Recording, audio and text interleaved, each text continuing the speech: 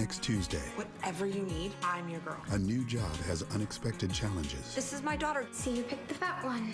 A first date Come to a party with me. leads to second thoughts. We shouldn't be here. What happened to you? What happened is... And a parent discovers Randall is gifted? their child is extraordinary. Why are you pretending not to know stuff? I don't want to be different. New This Is Us, next Tuesday on NBC. I think the best way to do This Is Us reviews is to talk about what happened in the episode and then discuss the trailer just a bit for the next episode. Because in all fairness, as great of a show as it is, it doesn't have like super complicated plots like Flash, Once Upon a Time, Supergirl, etc., etc. Like everything is literally in your face. And next week's episode looks very good, but at the same time, like I'm not screaming, "Oh my god, what's the mystery storyline? What's going to be happening? I must see it." I want to see it, don't get me wrong. But This Is Us is such a calmer show as opposed to like the main ones that normally get covered here, that it's actually quite refreshing to discuss the show because it's so relaxing and I'm not thinking, "Oh god, there's so much going on," because you know, a lot happens with these characters with their development and the acting is so fantastic and the writing is so fresh, but it's just like a perfect show to relax, especially if you're into like this storytelling. I think it's done so well. So let's talk about Rebecca's storyline. She didn't want kids, and I think that's really, really interesting because, you know, in the first episode, she lost a baby, and, you know, we could tell that she wanted kids. So I really did enjoy that storyline quite a bit with Jack and Rebecca. I thought that was really well done. Essentially, you know, how they were able to, you know, realize that the children are coming to the future, like it's the next step for a couple. And I love the fact that the football, you know, the football storyline related back into Kate's life. It didn't really relate into Randall and Kevin's life, but it definitely did go into Kate's because Kate flat out said she was conceived during the Steelers championship in the 70s, I think. I don't follow football, and I do actually watch the Patriots, but in terms of like football history, no knowledge.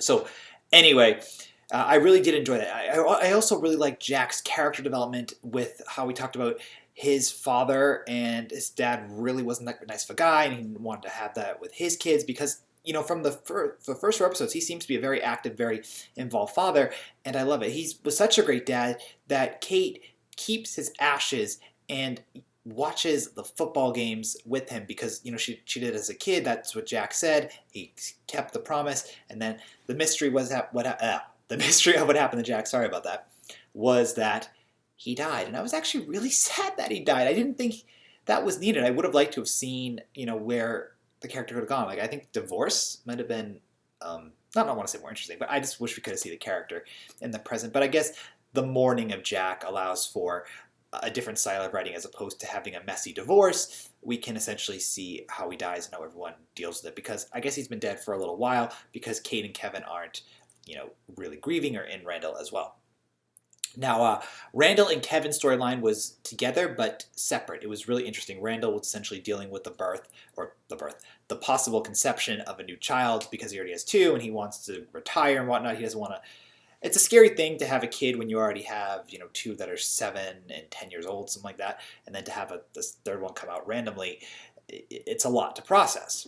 And that was really great. Like, it's very relatable. Every character has something that a person with a mom or a dad, which everyone has, you know, someone with a mom and dad, someone who is a mother or father, someone who is a child, anyone can deal with it. Someone who's single, like Kevin, you know, struggling in between jobs, but being an uncle.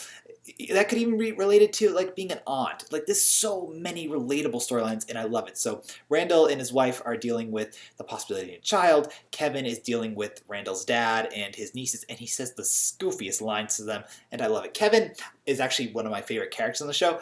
Justin Hartley's awesome. But he's just such a he's such a goofball that he doesn't understand, you know, to hold his tongue when it comes to talking to his nieces because they are quite young. So anyway, all the storylines really intersected to the point where it told us that Jack is dead. And I, as I said, I was shocked about that, but I really just love it. Everything is so relatable. Couples, you know, not wanting kids or someone in a relationship wanting a kid. Couples, you know, worrying about a new child. You know, Jack dealing with his nieces and whatnot, dealing with the struggle of, you know, what am I going to do with my life? Kate wanting to have a separate life away from not from her boyfriend, not completely separate. It's kind of an interesting one, I guess. But she wants, her privacy, and her boyfriend Toby didn't understand that at first, but that's also something that happens in relationships. The show is very real, and that's what I love. Its realism is so fantastic that you can essentially connect to every character. Even if something that is happening to them has never happened to you, you feel it. It's perfect. So let's discuss the trailer for next week's episode, because it doesn't look like too much, with sadness, I guess, is coming. But, Kate gets a new job, and the boss's daughter is kind of mean. She calls her fat, so we're going to see Kate dealing with that. We're going to see Kevin and his co-star start a relationship. That'll be relatively interesting. I think Kevin has to have some type of romantic storyline in order to keep the character, I guess, fresh or interest or moving. He needs some type of relationship that'll kind of crumble and then build himself back up. His character might fall into a stereotype, but I think even if it does, it'll be well done. And then Randall, in our past storyline, is gifted. He's extremely bright. He's partner at his firm. He's a lawyer. Actually, he passed the California bar, and the California bar is one of the hardest bars to pass.